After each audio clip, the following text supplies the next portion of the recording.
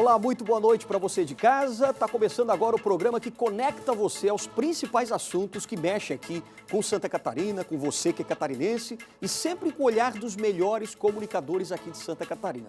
Eu sou Alexandre Mendonça e está no ar o Conexão ND.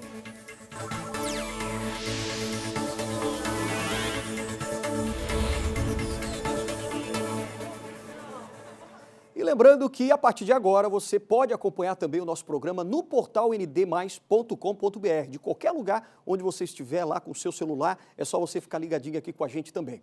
E hoje é terça-feira, dia do nosso apresentador e colunista Paulo Alceu, e a gente vai falar sobre o papel do Ministério Público durante a pandemia e também, claro, quando o Ministério Público pode ser acionado, quem pode acionar e por quê também. E a gente ainda vai falar sobre corrupção, hein? Vão ser algumas das questões abordadas pelo Procurador-Geral do Ministério Público aqui de Santa Catarina, o doutor Fernando da Silva Comim, que é o nosso convidado também do Paulo Alceu. Paulo Alceu, muito boa noite para você. Procurador, muito obrigado por aceitar participar aqui do Conexão ND. E a gente já começa então com Paulo Alceu. Vamos lá, Paulo. Obrigado, Alexandre. Fiquei muito feliz quando o doutor Comim abriu esse espaço na agenda dele, que é uma agenda muito tumultuada. Nós estamos diante do Procurador-Geral de Justiça, chefe do Ministério Público de Santa Catarina, e durante um período de pandemia também, que muda toda essa engrenagem e todo esse trabalho. Primeiro, eu queria agradecer, doutor Comim, a gentileza do senhor nos atender, nos ceder esse tempo, e eu já começo direto para não perder tempo. Eu já começo lhe perguntando como é que foi a atuação do Ministério Público durante a pandemia e o que mais chamou a atenção do senhor nesse período. Paulo, eu que agradeço o convite para estar aqui com vocês, agradeço ao Alexandre também. É sempre uma satisfação conversar com você, um dos jornalistas mais experientes e respeitados aqui do nosso estado. O Ministério Público, no período de pandemia, o que aconteceu com o Ministério Público não foi diferente do que aconteceu com qualquer empresa ou com qualquer pessoa. Nós tivemos que nos reinventar. O Ministério Público teve que se adaptar rapidamente a esse novo cenário, um cenário absolutamente inesperado, teve que adaptar a sua estrutura para colocar quase 3 mil colaboradores em regime de teletrabalho do dia para a noite, e teve que buscar novas formas de aproximação com a sociedade para não perder esse canal de correspondência rápida e próxima com a sociedade, que é a nossa destinatária dos serviços da instituição. E isso foi um grande desafio, porque assim como nós tivemos que nos reinventarmos como instituição, nós também tivemos que enfrentar uma série de problemas complexos, sem precedentes, e encontrar respostas para as questões mais difíceis que surgiam, desde a elaboração de um modelo epidemiológico adequado à nossa realidade, até questões que envolviam o direito ao desconto nas mensalidades escolares, a questão dos limites do poder regulamentar dos municípios, quem pode restringir mais, quem pode restringir menos, e foram questões que demandaram muito da instituição, demandaram muito de todos os promotores espalhados pelo estado afora, e nós conseguimos, graças a essa forma de nos reinventarmos e buscarmos pelo Gabinete de Gestão de Crise e os seus subgrupos, enfrentar essas questões mais variadas possíveis e dar resposta no tempo que a sociedade exigia. Então, foi um grande desafio para todos nós. Existem alguns ativos que nós agregamos dessa pandemia, como realidades que não voltam mais, uma audiência judicial por videoconferência, uma reunião do Colégio de Procuradores, uma sessão no Tribunal de Justiça à distância, e até uma audiência judicial, entre promotor, advogado de defesa, juiz, num processo judicial, Isso vai continuar, doutor Comim? Doutor, isso vai continuar? Vocês herdaram da pandemia? Exatamente, Paulo. São ativos positivos que o processo da pandemia trouxe, né? Nós tivemos que nos adaptar para essa realidade, mas eu não tenho a menor dúvida de que, e vou aqui, né, na linha do ministro Luiz Fux, do Supremo Tribunal Federal, a inovação e os processos tecnológicos vieram para ficar. E esse período da pandemia só abreviou essa realidade, né? Então, não tenho dúvida de que nós continuaremos a utilizar esses mecanismos, mesmo pós-pandemia, porque a redução de custos, né? A redução de orçamento, em virtude disso, e o incremento na qualidade do nosso trabalho foi atestada positivamente. Então, a gente vê com bons olhos esses ativos que foram trazidos do processo da pandemia em si, né? Doutor Cominha, aproveitando exatamente isso, quando o senhor me fala em economia, eu vou pular lá para a reforma administrativa, aonde o Poder Judiciário, o Ministério Público, o Parlamento ficaram de fora da reforma administrativa. Daí vem a reclamação das pessoas em relação aos penduricalhos, às benesses, aos salários elevados. Qual é a sua visão em relação a isso, no que se refere aos benefícios que muitas vezes se chocam com a realidade das ruas? Paulo, eu entendo que a reforma administrativa não pode ser uma reforma do funcionalismo público apenas, né? Uma reforma administrativa que verdadeiramente vai alcançar os objetivos a que se propõe, ela tem que ir muito além de um olhar voltado exclusivamente para o servidor público ou mesmo para os agentes políticos, juízes, promotores e parlamentares. Evidentemente que, se nós falarmos em uma reforma administrativa, uma ampla reforma administrativa, existem alguns atores e algumas instituições que não podem ficar de fora. Nós temos que falar num contexto geral, numa reforma que venha para trazer e fazer a diferença, né? Agora, o Ministério Público e o Judiciário sofreram uma reforma do Poder Judiciário, né, com uma série de limitadores, entre eles a fixação do regime de subsídio. Quer dizer, o regime de subsídio em parcela única para os juízes e para os promotores e para os parlamentares, enfim, ele veio justamente com a intenção de acabar com os penduricalhos, né? E o que a gente vê hoje é que aqui e acolá alguns deles voltaram, ressuscitaram alguns penduricalhos e, obviamente, é preciso uma reanálise disso, né? Mas eu insisto, a reforma administrativa, a verdadeira reforma administrativa, aquela que vai servir não só as pessoas, mas também ao mercado, que vai servir as instituições, ela precisa lançar o seu olhar além do servidor público para alcançar toda a lógica, por exemplo, de contratações. A Lei 8666 ela é absolutamente obsoleta. Nós temos que avançar numa série de aspectos importantes da administração pública e o que nós tememos é que essa reforma seja apenas uma reforma do servidor público, do funcionário público e não da administração em geral. Doutor Cominha, eu vou bater num ponto que ocorreu ontem. O governador Moisés vem enfrentando dois processos de impeachment. Hoje foi aprovado o segundo processo referente aos respiradores. E ontem ele se manifestou pedindo uma investigação no GAECO por erro e investigação, referente a um telefone que não era o dele e que, de repente, ele passou a ser considerado uma pessoa que mentiu para a CPI e ele acionou o Ministério Público. E eu vi que hoje o Ministério Público se manifestou contrário ao que ele havia dito. O que realmente está acontecendo, doutor Cominha? Paulo, em primeiro lugar, é preciso esclarecer que o Ministério Público, a instituição Ministério Público, ela não tem participação no processo de impeachment, que é um processo político. É um processo que tem uma base jurídica, mas é um processo político.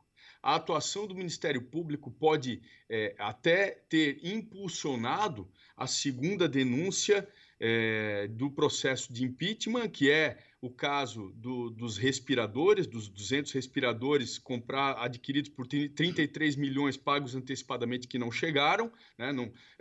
Mas a nossa atuação ela é técnica. A atuação do Ministério Público, nós não realizamos aqui uma investigação para alcançar qualquer finalidade no processo de impeachment. Ontem o governador fez contato comigo e mencionou a existência de uma possível inconsistência no relatório do GAECO, né, afirmando que haveria um erro num dos celulares que teriam sido periciados pelo Ministério Público, que seria um celular destinado apenas a uma lista de transmissão de mensagens do governo do Estado e que esse celular teria sido apontado como um instrumento de comunicação do governador com terceiros, né? E aí, imediatamente, eu reuni a minha equipe e nós avaliamos, né, o que teria ocorrido e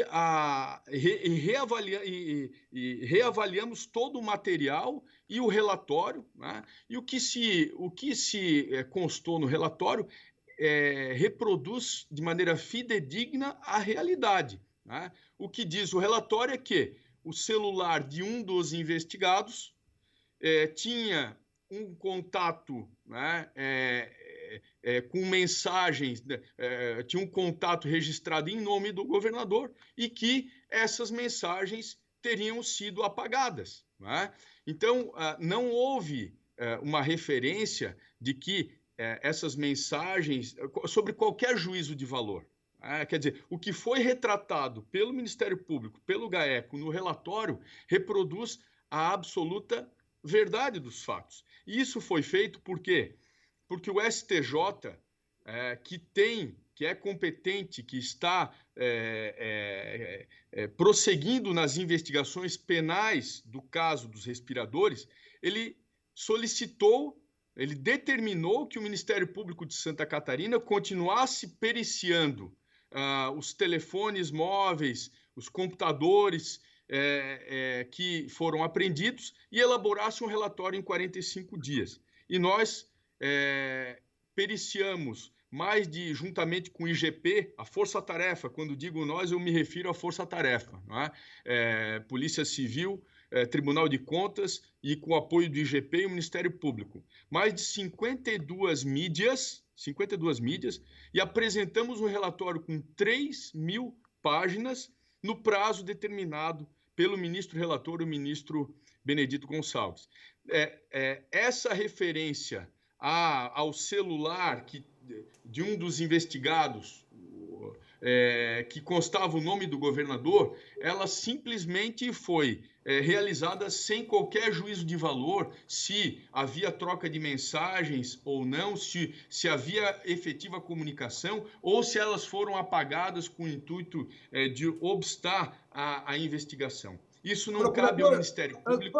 Só uma dúvida, desculpe lhe interromper, mas só uma dúvida. Isso é uma defesa, naturalmente. O governador tem todo o direito de se defender. Ele está tentando pinçar alguma coisa para tentar o anular ou, de repente, postergar a situação do processo, mas isso aí não muda em nada o que aconteceu, ou seja, a base de tudo, que foi uma compra ilegal num pagamento ilegal.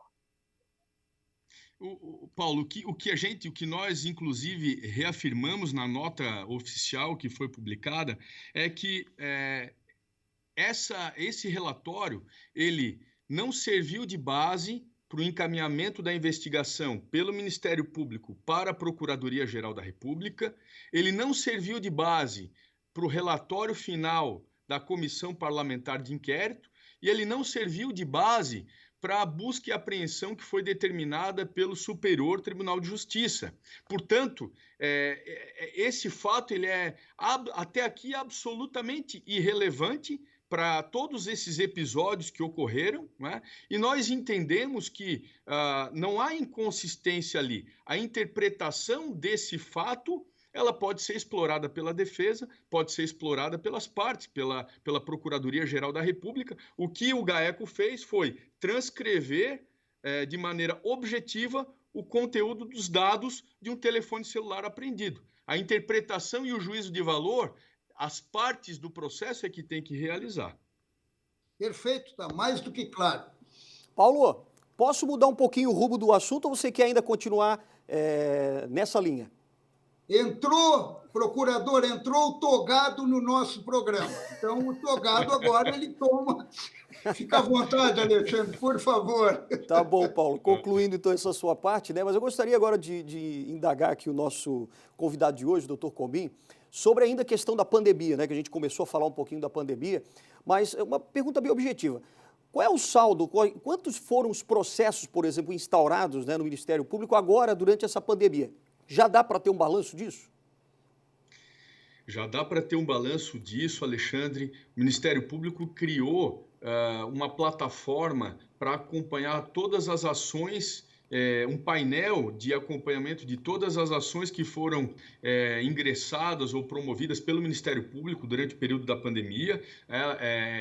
Foram milhares de ações, mais de 1.500 ações foram ajuizadas ou procedimentos envolvendo a pandemia nas mais variadas áreas de atuação, desde a infância e juventude até aquele pai que buscou um desconto nas mensalidades, ou mesmo questões envolvendo a saúde das pessoas. Então, o que eu posso dizer é que houve um incremento significativo de demanda em relação ao Ministério Público nesse período de pandemia, e esses dados são públicos, estão lançados no nosso site institucional, www.mpsc.mp.br, e qualquer cidadão pode acompanhar aí o nosso trabalho durante esse período. Agora, a outra pergunta é o seguinte, dentro de toda essa demanda, né, o senhor acha que, por exemplo, aumentou realmente a demanda, claro, em função da pandemia sim, mas o que eu quero perguntar é o seguinte, a população de forma geral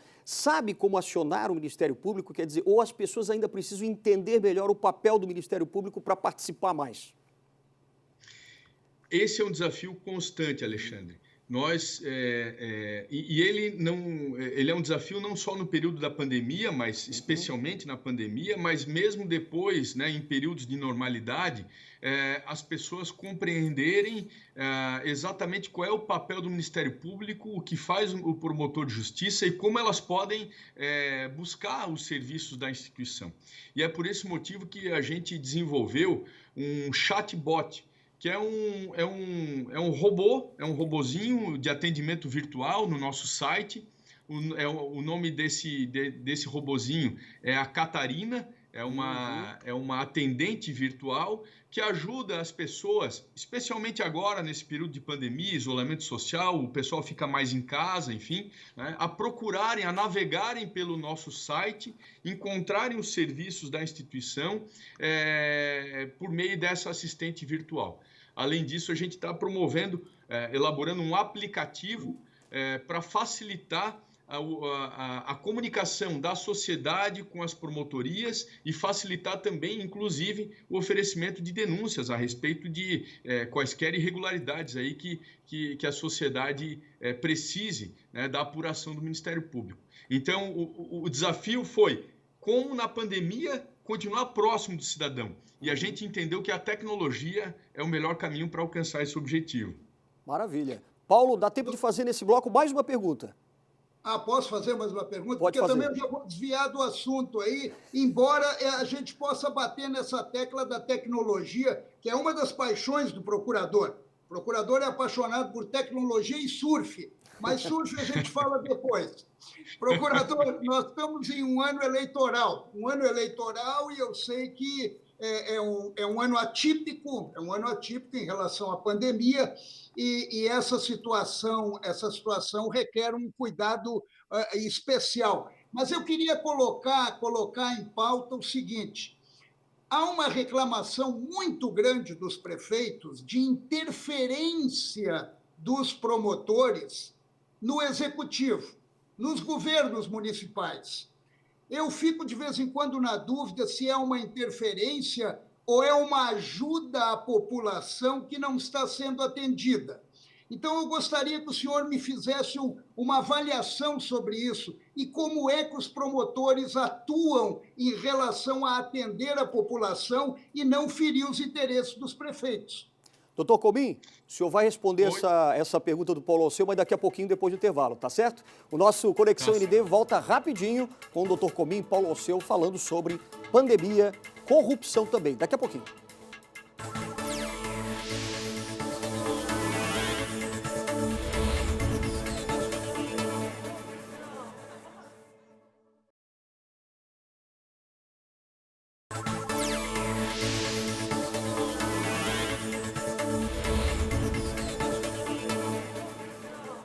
Muito bem, estamos de volta aqui com o nosso Conexão ND, hoje com o Paulo Alceu, comandando também aqui a entrevista com o doutor Fernando Comim, que é o chefe do Ministério Público aqui estadual, né, em Santa Catarina. E no bloco anterior a gente estava falando, né, Paulo, você fez uma pergunta a respeito da interferência aí do Ministério Público, principalmente nas prefeituras. Pode refazer a pergunta para o doutor Comim responder?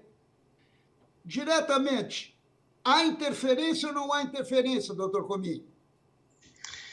Paulo, assim, na grande maioria dos casos, promotores e prefeitos trabalham em conjunto e de maneira colaborativa para realizar os direitos da sociedade, né? O direito à creche, pré-escola, uma consulta médica, né? a transporte escolar, enfim. Tudo isso, na grande maioria das vezes, é realizado de maneira colaborativa. O promotor de justiça entra em contato com o prefeito, encaminha uma recomendação, é atendido sem a necessidade de ajuizar nenhuma ação, né?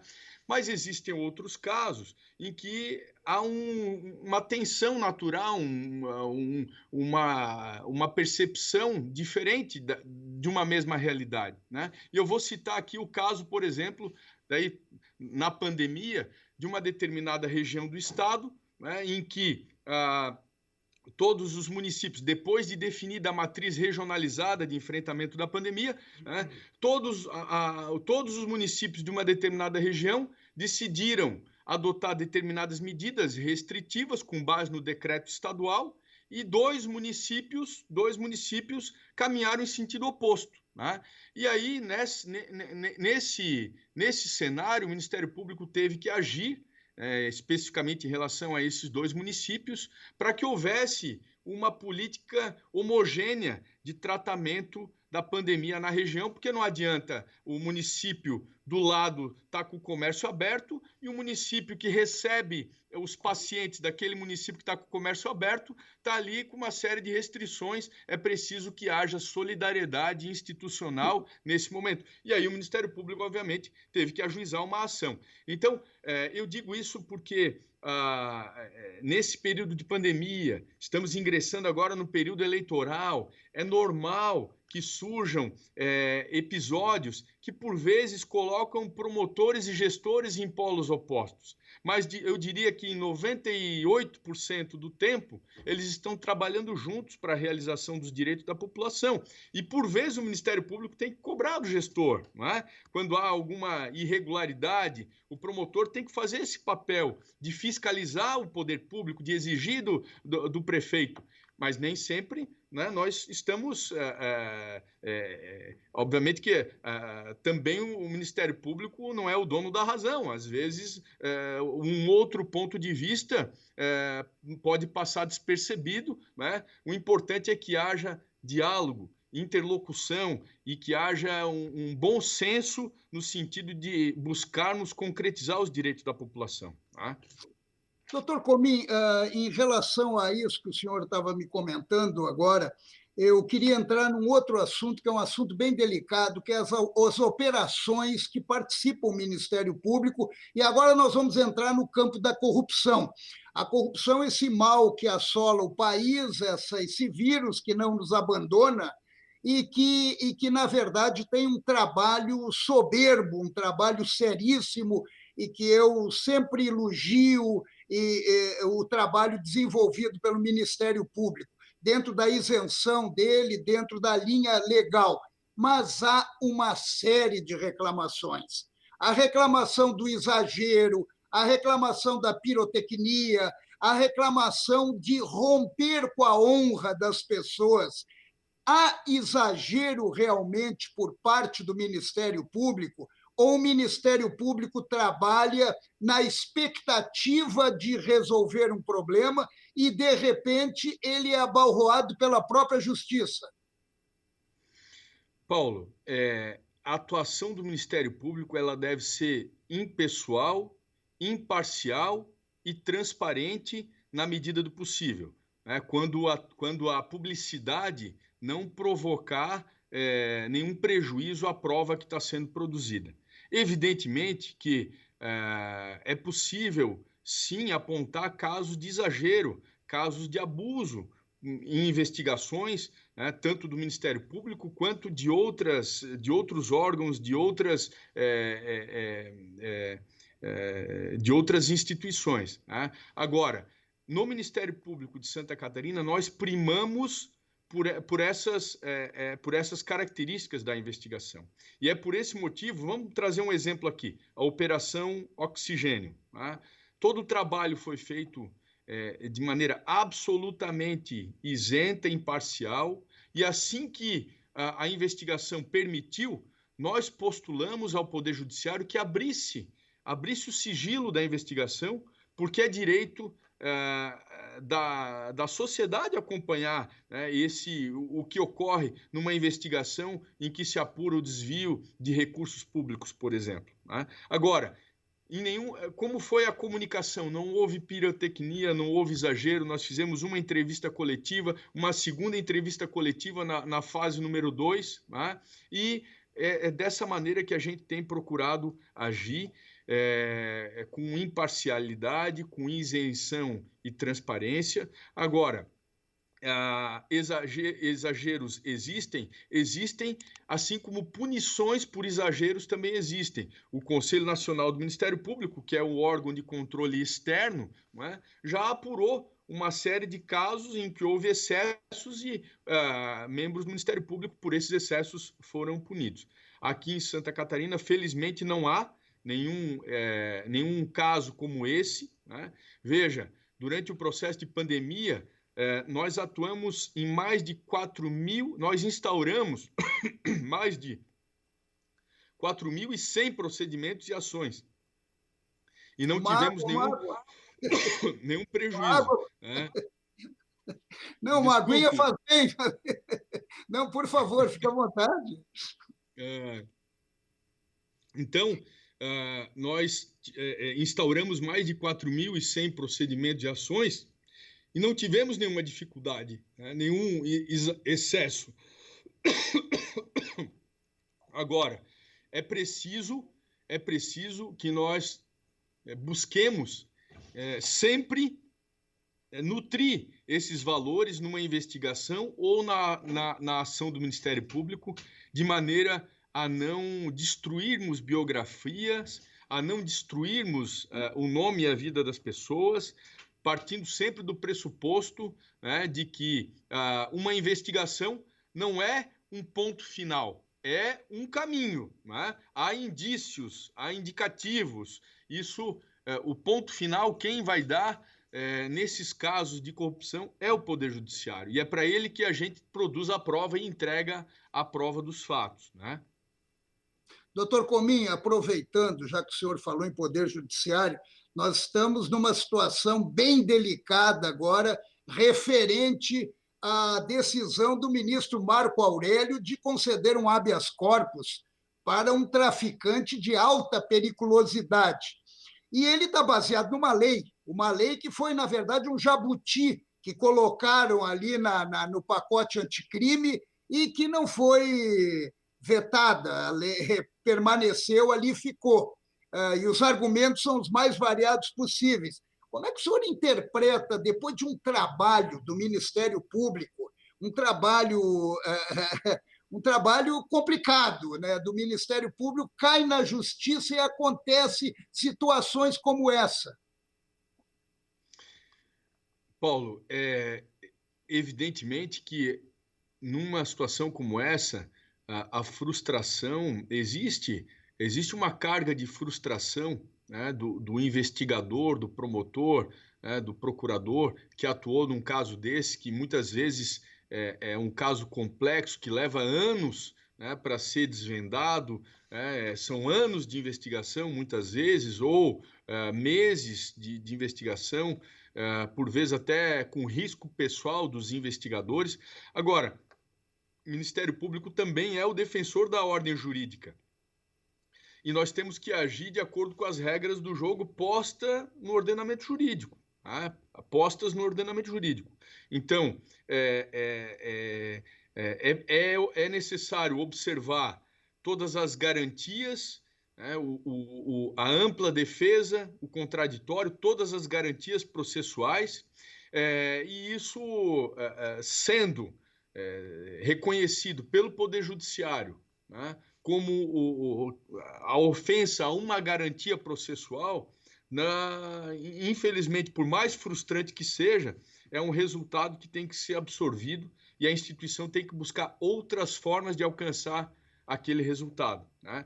É claro que eu vejo com muita preocupação esse movimento que vai tomando corpo hoje, né, de se falar em uma revisão pelo Congresso Nacional da Lei de Improbidade Administrativa, né? Eu vejo com preocupação a tramitação de projetos de lei, né, como a Lei Geral de Proteção de Dados na área penal, que pode, sim, provocar uma série de retrocessos na atuação do Ministério Público. Eu vejo também algumas decisões judiciais preocupantes que precisam são temas que precisam ter um debate mais aprofundado na Suprema Corte.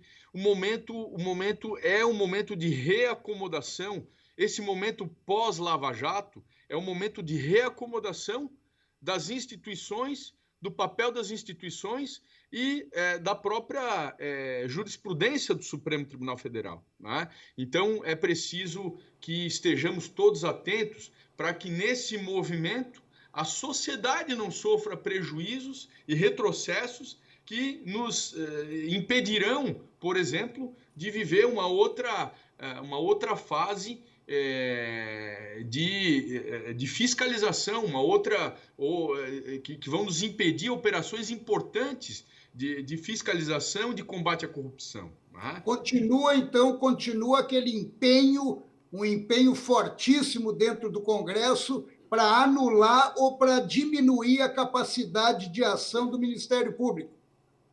Sem dúvida, esse é um movimento que existe, que tem tomado a atenção das lideranças do Ministério Público e de todos os promotores e procuradores do Brasil, né? E que vem nessa toada, né? Quer dizer, há um discurso, a Lava Jato cometeu alguns excessos, se cometeu, existem instrumentos para punição dos responsáveis. A instituição não pode ser penalizada com a aprovação de projetos de lei que levem ao enfraquecimento do combate à corrupção. E é essa vigília permanente que os chefes do Ministério Público do Brasil todo têm realizado, né? E num período difícil, que é um período de pandemia, que o processo legislativo continua ocorrendo, as comissões continuam trabalhando, os projetos continuam seguindo, e isso tudo faz com que o acompanhamento dessas matérias seja mais difícil, não só pelos interessados diretamente, pelas instituições interessadas, como pela própria sociedade, né? Doutor Comin, gostaria aqui de interromper, porque nós não temos mais tempo, tá certo, Paulo Alceu? Quero agradecer muito a presença do doutor Fernando Comin, chefe do Ministério Público aqui de Santa Catarina. Paulo Alceu, acho que a gente vai ter que convidar aqui o doutor Comin novamente para a gente continuar o papo, né? Só uma perguntinha rápida, ele vai me responder com rapidez, é rapidinho. Tá bom, vamos lá. Tá dando para pegar onda na pandemia? Não, Paulo, pior é que não, amigo. Tá Faz certo. tempo.